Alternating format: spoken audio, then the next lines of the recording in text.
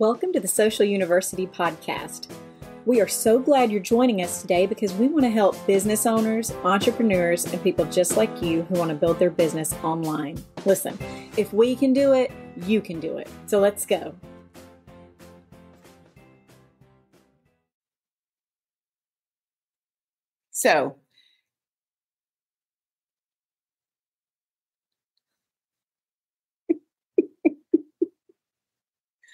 So, how do you know if you need to have just organic or paid posting? What works? How can you tell? Well, that's what we're going to talk about today. The pros and cons between organic posting and having an actual paid ad. And you can literally pay on any platform. I do think most small businesses tend to focus on Instagram and Facebook. LinkedIn can be super, super effective. It does have a tendency to be a little bit more expensive and people are less familiar with it. So they are more likely to go to what is easy for them, which happens to be Facebook and Instagram. Aside from the fact that they've been around forever, most small business owners have actually already placed an ad or two there. So let's talk about that. First and foremost, we're going to talk about organic. Let me flip this around so you can see that more than you can see me. There, that's much better. So let's talk about organic first. First and foremost, what does organic mean? We're going to talk about the terminology too. Organic social is literally any post that your brand shares with no money spent on it. That's all that it is. No money spent to increase its conversions or its reach. And just so you know, the average engagement on organic on Facebook ranges from 1.5% to 2.5%. It's not massive.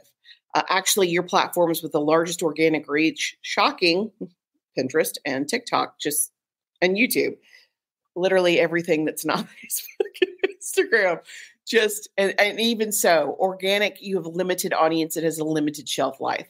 Really, only 15% of your platform's feed comes from recommended non-followed accounts. So organic posts are still mainly what the content users see. What does that mean? Well, it means, and according to experts, and they do tend to agree on this, brands can promote themselves organically, especially if you're focusing on genuine, engaging content and you're not pitching all the time. You can't talk about sales constantly in organic posting. It's overwhelming. So you don't want to wear your audience out. So what is the benefit of organic posting? Well, there's several. First and foremost, it improves your brand awareness.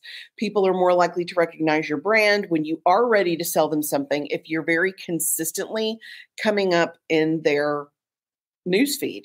That's a huge benefit. What's another benefit? Well, it gives you better customer care strategy. According to Sprout Social, and that's one of the best platforms for research, Buffer, HubSpot, Hootsuite, great research platforms, 51% of customers state that the most memorable social brands respond to their customer queries. What does that mean to you as a small business owner? It means don't ignore your direct messages and your comments because that's where people are going to engage with you. Another benefit of organic posting, it makes you more authentic. I can tell you for a fact, a lot of our stuff is bloopers or where the tape keeps rolling, where we keep recording on the phone because that's normal now instead of having actual where you have a stopping point, we let it continue to roll. And a lot of that stuff does really well. Also leaning into our branding, which for me has a tendency to be a little bit more sarcastic. It does better. It just does.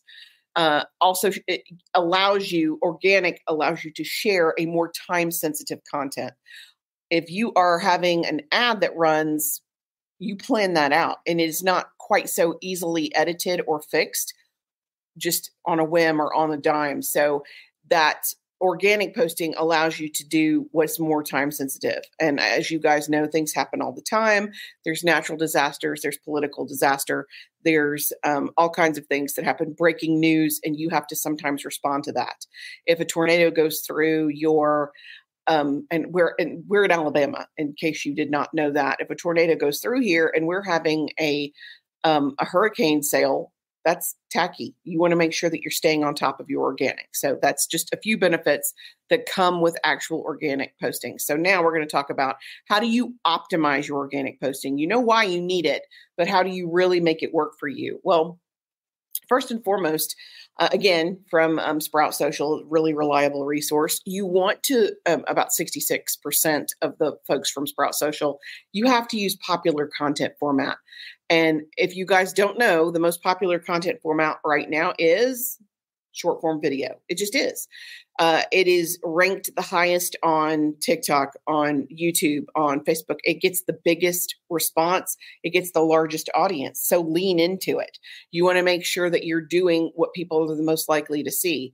Employee advocacy. And I see this actually a lot. There are a lot of small business owners that are hesitant to feature their employees. And I don't know why.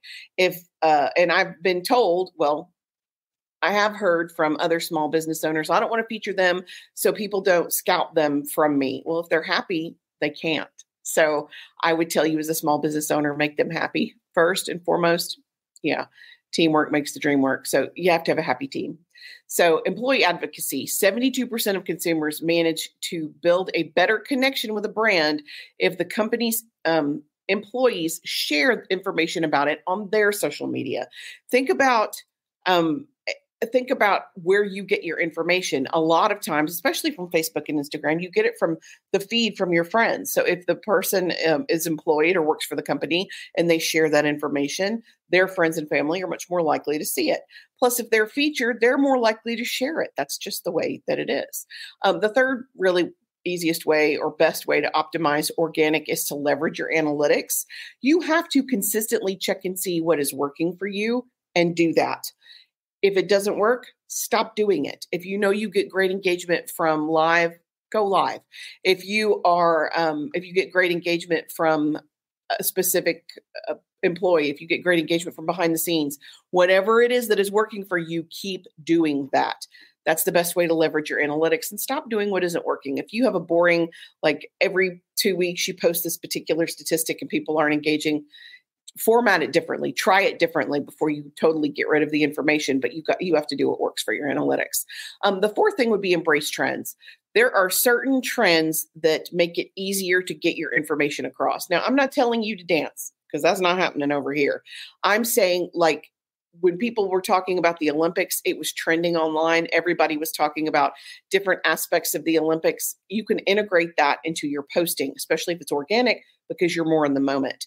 So if you want to talk about what's happening online, or this celebrity is in court, or there's been this celebrity death, whatever it is you want to lean into, it's a lot easier to do that in the moment in organic posting. So embrace trends where you can. And that does mean trending news as well. The fifth thing, you're going to grow your community. And this is something you guys have heard me talk about a lot in the last 6 months. It's all about your community. You'd rather have 100 people who really like your content, those brand warriors, than 10,000 followers who do not know who you are. That will not move you forward. It won't. You have to have people who are engaged. You have to have people who believe in your content as much, maybe as much as you do, but that's how you grow your community. And then, of course, the sixth one, and this may be shocking to a lot of larger brands, just simply refuse to do it. User-generated content works, especially organically. User-generated content can be almost 10 times more impactful than any kind of influencer marketing. When making purchasing decisions, 50% of millennials trust user-generated content more than original posts and more than posts created by brands themselves. They're much more likely to listen to someone who is using it, and smart brands lean into that. One of the best examples of this is the Carnation Eagle brand team. There was a woman who had a video during Thanksgiving. She talked about one of the jingles that Carnation, older woman in her 80s, she talked about a jingle that Carnation used back when she was much younger, and it blew up. It went mega viral. Well, Carnation leaned into it. They picked her up, started sponsoring her content, opened a merchandise line for her, and they both kind of hand in hand went skipping off into the sunset. If you do it well, it really works for you. So pay attention to who's using your stuff and feature them whenever you can. Absolutely. Okay, that's all about organic, which is posting your regular daily posting. Let's talk about paid. What does paid look like? Well, just like it says, paid advertising on social media refers to any content that targets a specific user on a social platform for money. That's it. That's all there is. Now, why would you consider doing that if you're getting great engagement from organic? First and foremost, it allows for better targeting. You can get super specific on a paid ad versus organic, which can be hit or miss. If your target is couples in their 30s, it's a lot easier to hit that if you're paying for exposure. The second reason would be lead generation. If you want to grow that email list, if you want to grow your the leads in your funnel, doing a targeted ad is a great way to go. It also allows you to reach a larger audience. You heard me talk about some of those organic posts only have a 2% reach. Yikes. Instagram, you're doing good if you get over 1%. So paying for it allows you to reach a much larger number of people. And then, of course, you're going to have better conversion with website traffic. What does that mean? It means people are, the more people who see it, the more likely people are to take action and click through whatever the call to action is and actually go to your website. So really and truly, and again, we get this question a lot. Do I want to do organic or do I want to do paid? Well, the answer really is both. Both of these they have the potential to complement each other if you use them well together. And that way you can leverage the benefits of both without having the drawbacks of one or the other. That is the easiest way I can kind of sum that up. So ideally, you want to have some paid. And if you are a small business owner and you're not in a position to do paid advertising on social yet, you want to work up to it, but you also want to understand Rome wasn't built in a day. And there's a good chance that your very first ad is not going to be mega viral. You will have to get better at it as you go along. Now, we have a very cool free download for you guys today to boost or not to boost. It's how to know which ad is going to work for you. It's an infographic that we've created where we talk about the benefits of both so that you kind of have a better understanding. It's one of the cool 4 downloads that we're doing this month as we're going live. And I've been talking and there it is right there. There's the download. If you scan that QR code, it will lead you not only to the download, but it will sign you up for our free webinar tomorrow. It is absolutely the last time we are doing this free webinar. I talk about the 3 biggest mistakes in social media. I would love to see you guys there. I'd love for you to sign up. I get into it. I like content that is helpful. I love to give stuff away. I mean, that's just the way it is. We will have a free giveaway for anyone who participates in the free webinar tomorrow. You're going to get something cool just for showing up. It is a surprise. You'd have to show up to find out what it is. I will tell you at the beginning though, so you know what to expect. And if you scan the QR code, it will take you to the downloads. We have 4 really cool downloads this month. We have, thanks, Linda. I appreciate that. Thanks for participating. We have some great downloads this month. Once you have access to this one, you're going to get all of them. We have a common glossary of terms. We have ideal caption. It's a cheat sheet that tells you what the caption length is on every single platform. But my favorite that I've done in a while is 100+ hooks that work. It's based on what captures and garners attention online, and it helps you craft those captions so that people will actually look at your content. All that is free. It's all, if you scan the link, it takes you to the free stuff. Now, if you are like on Instagram and you can't see the link, that's okay. We're going to post it on our page today. It's also in our link in bio. It's the very first option when you click. It'll take you to the free downloads. So you guys, let me know if you have any questions. Please sign up and join me tomorrow for the free, for our free webinar. I would love to see you there. Love to give you some more free stuff. Until next week, I am Karen with Social U, and I'm here to help. Thanks. Did we get any? Thanks for joining us for the Social University podcast. We hope you enjoyed it. Be sure to follow us on all of our social media at Stay Social U. That's the letter U, and we will talk to you next week. Remember, you've got this.